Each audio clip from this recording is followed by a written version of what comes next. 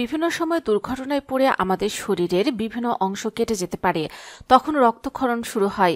কেটে যাওয়ার সঙ্গে সঙ্গে ব্যবস্থা না নিলে বড় বিপদ হয়। এমনকি রক্তক্ষরণ হতে হতে তার মৃত্যু হতে পারে। তাই কোথাও কেটে গেলে সঙ্গে সঙ্গে আমাদের কিছু ব্যবস্থা নিতে হবে। কেটে গেলে কি করবেন তা নিয়ে আজকের এপিসোড। চলুন জেনে নেওয়া যাক বিস্তারিত।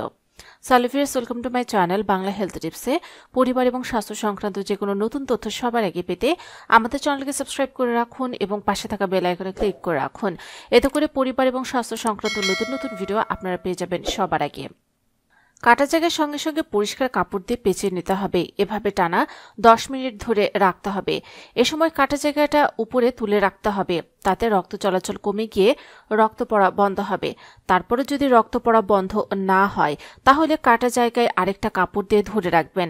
এরপর কাটা জায়গাটি শক্ত করে হাত দিয়ে চাপ দিয়ে ধরে রাখবেন 10 মিনিট। এ সময় বারবার দেখতে যাবেন না যে রক্ত পড়া বন্ধ হয়েছে কিনা। তাতে কাটা জায়গার চাপ কমে যায়, ফলে রক্ত পড়া বন্ধ হতে সময় লাগে।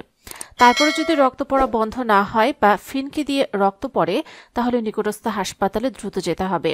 যদি রক্ত পড়া বন্ধ হয়ে যায় তাহলে দ্বিতীয় কাজ হলো কাটা জায়গা পরিষ্কার করা। এক্ষেত্রে প্রথমে সাবান পানি দিয়ে হাত ভালোভাবে পরিষ্কার করে নেবেন। তারপর কাটা জায়গাটা পরিষ্কার পানি দিয়ে ভালোভাবে ধুয়ে নেবেন।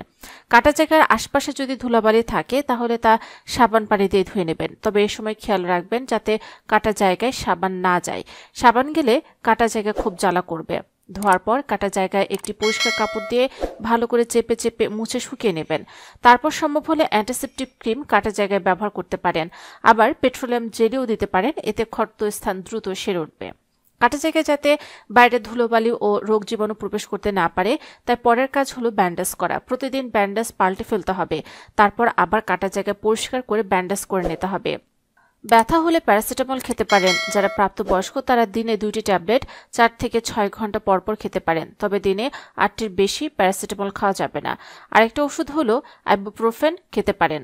প্রাপ্তবয়স্করা 400 মিলিগ্রাম ট্যাবলেট দিনে 3 বার খেতে পারেন। তবে এই ওষুধ ভরা পেটে খেতে হয়। সঙ্গে ওমোপ্লাজল জাতীয় ওষুধ খেতে হবে।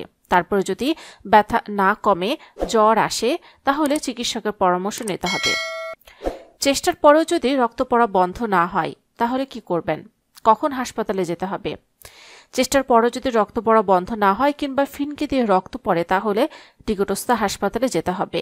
কাটা স্থানের গভীরে যদি কোনো কিছু আটকে থাকে, কাটা স্থান যদি অবশ লাগে, হাতের তালু বা মুখে কেটে গেলে অবশ্যই চিকিৎসকের কাছে যেতে হবে দ্রুত।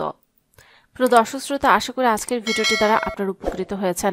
যদি তাই হয়ে থাকে তাহলে অবশ্যই ভিডিওটিকে লাইক দিন, কমেন্টসে মতামত জানান। যারা এখন আমাদের চ্যানেলকে সাবস্ক্রাইব করেননি অবশ্যই আমাদের চ্যানেলকে সাবস্ক্রাইব করে রাখুন।